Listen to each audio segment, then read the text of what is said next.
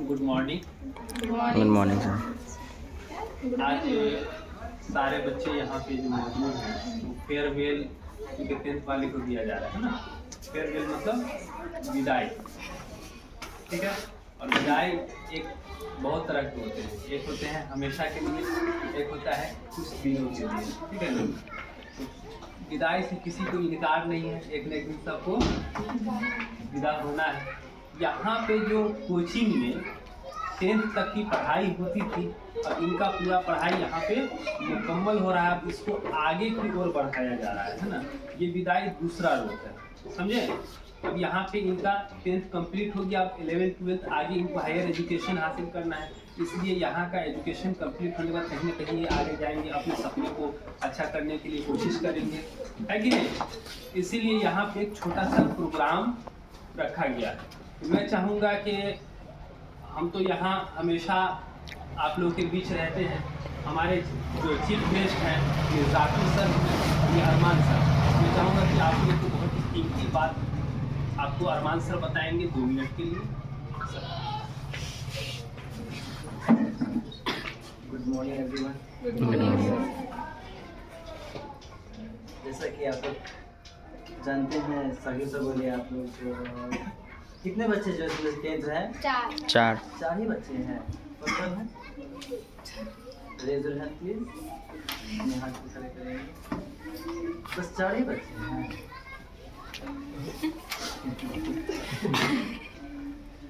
तो आप लोग का एग्जाम कितने तारीख से है?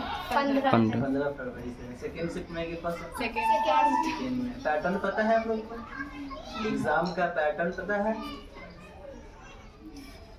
एग्जाम का पैटर्न नहीं कैसे आपको सारे सब्जेक्ट में 50% बनाने हैं, पता है। जैसे कि साइंस और एसएसटी का पैटर्न है 80 + 24 + 6। इसका मतलब समझ रहे हो? 80 ऑब्जेक्टिव आएंगे, उसका 40 बनाना है, 50%। 24 शॉर्ट टाइप क्वेश्चन जिसको कहते हैं लघु प्रश्न, वो बनाने होंगे आपको कितने? 12, यानी कि 4 फिजिक्स, 4 केमिस्ट्री, 4 बायोलॉजी से बनाने होंगे। बस बाकी 4 सारे सब्जेक्ट में छोड़ देना है। वैसे ही फिजिक्स, केमिस्ट्री, बायोलॉजी भी लॉन्ग आते हैं, लॉन्ग 2 रहेगा फिजिक्स में, 2 केमिस्ट्री में, 2 बायोलॉजी में। सारे में एक ही बनाना है, एक को छोड़ देना है। ये है आपका एसएसटी और इसका साइंस का पैटर्न। मैथ का क्या है? मैथ का आपका है 100 वाला, यानी कि उसमें तो कुछ नहीं, क्या बोलते प्रैक्टिकल होता नहीं है, तो उसमें आपको 50% 100 का। और कितना शॉर्ट टाइप क्वेश्चन 30 मैथ में तो 100 हो गया। 100 + 30 + 8 है ना, यानी कि 100 + 30 + 8। 100 में आपको 50 बनाना है, 30 में 15 बनाना है, यानी कि 30 में 15 बनाना है, और 8 में 4 बनाना है। ये है आपका मैथ का। देखिए वहाँ जब भी जाइएगा बनाने के लिए, तो आप हड़बड़ा करके भरिएगा नहीं उसको। जो भी आपको समझ में नहीं आएगा तो वहाँ इन्विजिलेटर आपको मैम भी रहेंगी या सर भी रहेंगे। समझ में नहीं आएगा तो सबसे पहले उसको बुलाइएगा, नहीं आप क्या भरे हम, मैम बताइए कैसे भरे। जो आपसे बनेगा उसी को चूज करना है ऑप्शन, ना कि आप 1 से लेकर के स्टार्ट कर दिए 1 2 3 4 5 बनाना है स्टार्टिंग नहीं। अगर आपसे 1 नंबर का बनना है 1 नंबर बनाइए, अगर 5वां नंबर बनना है 5वां नंबर बनाइए, फिर 6ठा, इस तरह से 40 ही बनाना है, यानी कि 50% ही बनाना है, खोज करके, गिन करके।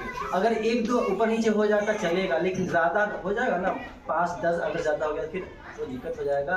उसको प्रॉब्लम होगी चेक करने में कि हम कौन सा आंसर को सही करें और कौन सा आंसर को गलत करें, फिर वो आपके रिजल्ट को पेंडिंग कर देगा। इसीलिए सोच के ही समझ के ही पढ़ना। देखिए वो आपका बोर्ड के एग्जाम है, ना कोई कॉम्पिटिशन के एग्जाम है। आप जितना लिखोगे आपका आएगा, ये मार्क नहीं लिखोगे वो आपका जाएगा। तो वो आप पे डिपेंड करता है, छोड़ के आना चाहते हो या फिर लिख के आना चाहते हो। ठीक है, तो छोड़िएगा तो आपको तो कुछ नहीं मिलेगा कि चला जाएगा, लेकिन लिखिएगा तो वो आपको आ जाएगा, आपकी बेनिफिट हो जाएगा। इसलिए लिख ही आना है। बात कि आपके सबका ब्लेसिंग तो है ही है साथ में, अभी हम लोग का भी ब्लेसिंग है कि आप लोग अच्छा करें। चलिए इसी बातों पे एंड करते हैं और जाके सब कुछ बता देगी, ठीक है।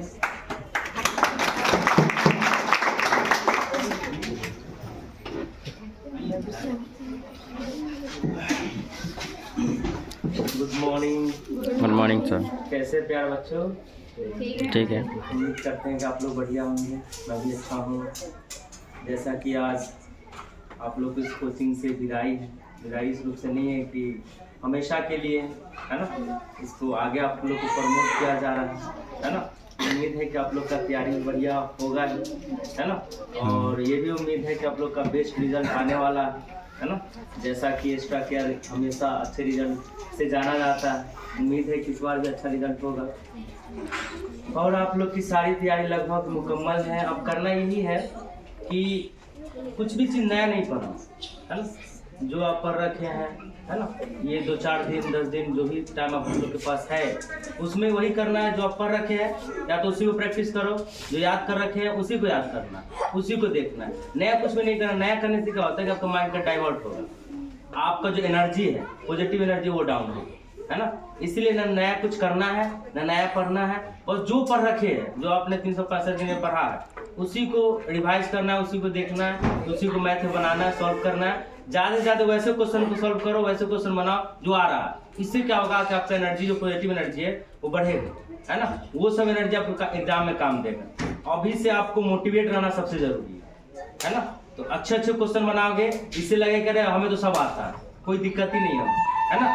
तो इससे आपके अंदर एक एनर्जी आएगा, वो आपको एग्जाम में बहुत काम देने वाला है। एग्जाम में सबसे बड़ा पॉइंट यही है कि वहाँ पे आप जितना देर भी टाइम है बिल्कुल इधर उधर देखना ही नहीं है, किसी चीज़ पे ध्यान ही नहीं देना है, बस अपने कामों से मतलब रखना है, एकदम तोड़ के लिख दो कलम। वो जितना आप लिख दोगे उतना ही फायदा है ना। एग्जामिनर जो चेक करने वाला होता है वो आपके एक एक लाइन, एक एक वर्ड, एक एक सेंटेंस को देखने वाला नहीं है ना। वो मैच करेगा अदर के कॉपी से, या फिर जो रिलेट कर रहा है उससे आंसर को मैच करेगा। तो वो एक एक वर्ड, एक एक लेटर पे ध्यान देने को है नहीं। तो हम क्या करेंगे, जो भी क्वेश्चन हमें आ रहा है वो तो हमें सही लिखना ही है, या जो नहीं आ रहा है उसको हम थिंक करेंगे, उससे रिलेटेड कुछ सोचेंगे, याद करेंगे कि इससे रिलेटेड क्या बन सकता है, कोशिश करेंगे कि इसको उसी क्वेश्चन के अकॉर्डिंग घुमा फिरा के बनाए। तो वो क्या होगा कि एग्जामिनर आपको कुछ ना कुछ नंबर दे जाएगा, पूरा ना दे, आधा दे दे, 75% दे दे, उसमें क्या जाता है, मेरा ही फायदा है ना। एक क्वेश्चन भी छोड़ना नहीं है, वो मैथ हो, साइंस हो, SST हो। मैथ भी नहीं आ रहा है, मैथ भी अगर नहीं आ रहा है तो ट्रिगोनोमेट्री पर है, ट्रिगोनोमेट्री का क्वेश्चन सॉल्व नहीं करना है, इतना तो पता ही साइन कॉस टेन लिखाता है, सेक कॉस एक्स ये लिखा रहा, बस वही लिखते जाना है। लास्ट में फाइनली जो आंसर में जो प्रूव करना है वो लिख दो। हो सके कहीं मतलब आंख बंद करके मार दे, 2-3 नंबर आ जाए। ये सब ट्रिक है एग्जाम में पास करने का, अच्छा नंबर लाने का है ना। नहीं से हाँ बेस्ट होता ठीक है, तो कुछ ना हो इससे अच्छा है कुछ हो जाए। तो आपको इन बातों पर ध्यान देना है, बहुत सबसे इम्पोर्टेंट बात है। बाकी तो आप लोग का सब तैयारी अच्छा होगा है ना। उम्मीद करते हैं कि आप लोग का बेस्ट रिजल्ट है ना। चलिए, thank you.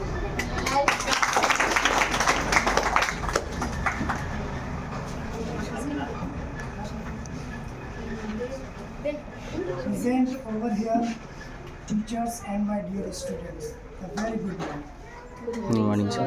First of all, thanks a lot our chief guest for coming here. As we all know that today is the last day of class 10 from this institution. So we all the teachers pray to Allah that you good marks in board examination. तो कभी अपने teachers को हमेशा good bye नहीं करें। जैसे सारे आपस में फ्रेंड्स आज गुड बाय बोलेंगे, हो सकता है कि यहाँ से जाने के बाद वो कहीं पटना में चला जाए, कोई हाजीपुर चला जाए, या कोई दूसरे सिटी में चला जाए, लोग अलग हो जाए, लेकिन अपने टीचर्स को कभी भी गुड बाय मत करें, क्योंकि टीचर्स बिल्कुल एक पेरेंट्स की तरह होता है, माता पिता के समान होता है। जिस तरीके से माता पिता आपके लिए हर जगह पर हर समय पर उपलब्ध है, वैसे ही ये टीचर्स भी एक माता पिता की तरह है। इन्हें कभी गुड बाय नहीं कहना चाहिए, ये हमेशा आपके लिए हर जगह पे उपलब्ध है, हर समय पे उपलब्ध है। अभी यहाँ पे आप 10th करके निकल रहे हो, अभी आपका 11th बाकी है, 12th बाकी है, ग्रेजुएशन बाकी है, बहुत सारे अभी प्रोफेशनल डिग्री आपको लेनी है। तो आप कहीं ना कहीं डगमगाएंगे, आपको पता नहीं होगा कि लाइफ में आगे कैसे ट्रैवल करना है, हमें किस तरीके से अचीवमेंट करना है, हमें अपने गोल पे जाना कैसे, ठीक है। क्योंकि अभी आप उस लेवल पे नहीं हो कि आप हर एक चीज़ अपना फैसला खुद ले सकें। तो टीचर्स आपके लिए हमेशा हैं। यहाँ से निकलने के बाद आप कांटेक्ट में रहिए, आपको क्या करना है लाइफ में, आपको समझ में नहीं आ रहा है कि आपका कौन सा सब्जेक्ट लेना है, आपको लाइफ में बनना क्या है, आपको सिचुएशन समझ में नहीं आ रही, तो आप कभी भी कांटेक्ट में रहिएगा। आप हमेशा याद करिए कि सर मैं भी इस क्लास में हूँ, सर आगे क्या करना चाहिए, मुझे टीचर बनना है तो मुझे अब किस क्लास में एडमिशन लेना चाहिए, यानी कौन सी डिग्री लेनी चाहिए। तो ये चीज़ें आपको अभी नहीं पता है और अक्सर लोग यहीं पर डगमगा जाते हैं क्योंकि उनका कोई गोल ही फिक्स नहीं है। अभी वो 12th करने के बाद कुछ लोग ग्रेजुएशन करने लग जाते हैं, कुछ कंपटीशन एग्जाम में लग जाते हैं कि मुझे डॉक्टर बनना है, कुछ कहते हैं कि नहीं मुझे टीचर बनना है, और कुछ कहते हैं मुझे इंजीनियर बनना है, कुछ कहते हैं मुझे पुलिस बनना है। तो वो हर एग्ज़ाम में वो बैठ जाते हैं। जिसको पुलिस नहीं बनना है वो भी देखते हैं कि एसआई का एग्ज़ाम दे रहा है, ठीक है, जबकि बनना उसका टीचर है तो फिर वो उस लाइन में क्यों जा रहा है, वो उस एग्ज़ाम के लिए क्यों फाइट कर रहा है। तो यहाँ पर हम अपने गोल से भटक जाते हैं। तो यहाँ से जाने के बाद 10th और 10th बोर्ड ये सबसे इम्पोर्टेंट है। ये 10 साल की आपकी मेहनत है। आप जो अभी 1 से लेकर 10 तक पढ़ते आ रहे हो, जो भी आपको मार्कशीट मिला है उसकी कोई वैल्यू नहीं है। और ये 10th क्लास की ये मार्कशीट की वैल्यू है। इससे ये पता चलता है कि ये आपकी 10 साल की मेहनत है, ठीक है। तो यहीं पे आपका गुड बाय नहीं होता है। अभी आपको बहुत सारी जंग लड़नी है अपने आप से, ठीक है। आप टीचर्स की हेल्प ले सकते हैं, पेरेंट्स आपके साथ हैं, टीचर्स आपके लिए हमेशा अवेलेबल है। जब भी आप याद करिएगा अजमत सर को, अजमत सर हाजिर है, ठीक है। ये 4 ही स्टूडेंट है लेकिन इसको हम कम नहीं मानते। अगर मेरे यहाँ पे 1 स्टूडेंट होता तो मैं मानता कि ये मेरे लिए बहुत बड़ी बात है। तो ये हम केवल ये नहीं कह रहे कि केवल 4 स्टूडेंट हैं, ये 4 कोनों में बैठे हुए हैं। ये गांव के 4 पिलर हैं, जो इन्हीं में से कोई एक डॉक्टर बनेगा, कोई टीचर बनेगा, कोई इंजीनियर बनेगा तो हमारे समाज का ही बेहतर होगा। अगर यहाँ से कोई एक डॉक्टर बनता है तो ये हमारे समाज के लिए सबसे खुशी की बात है। यहाँ से कोई टीचर बनता है तो हमारे समाज में खुशी की बात है। यहीं से कोई इंजीनियर बनेगा इसी 4 में से, तो ये खुशी की बात है। तो आपके पेरेंट्स का नाम होगा, मेरा नाम होगा, एक्स्ट्रा केयर का नाम होगा, ठीक है। और सबसे बड़ी बात है कि हमारे गाँव समाज का नाम होगा, ठीक है। तो आप अपने फ्यूचर के लिए फाइट करें। ऐसा नहीं कि 10th हो गया तो अब हम फ्री हो जाएंगे।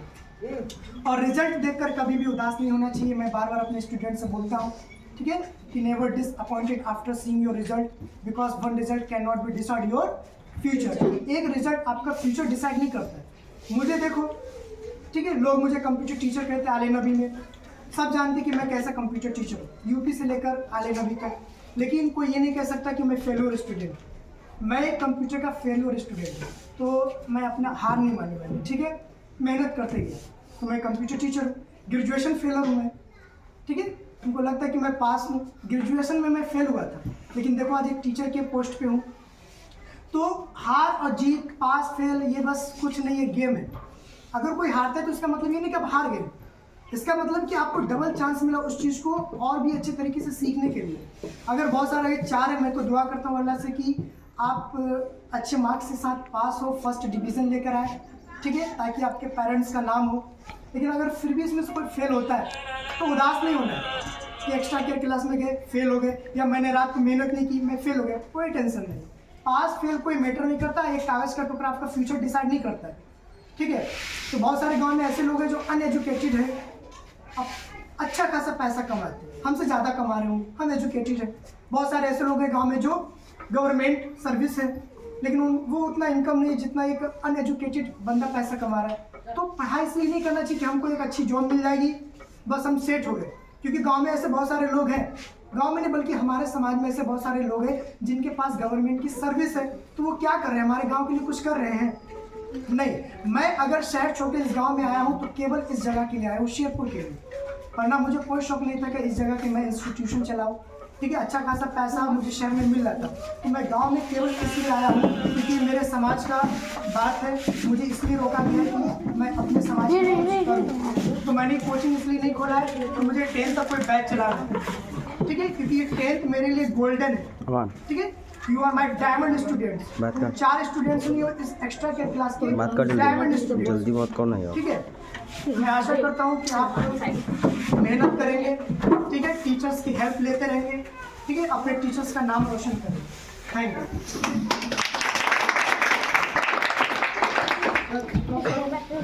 यू।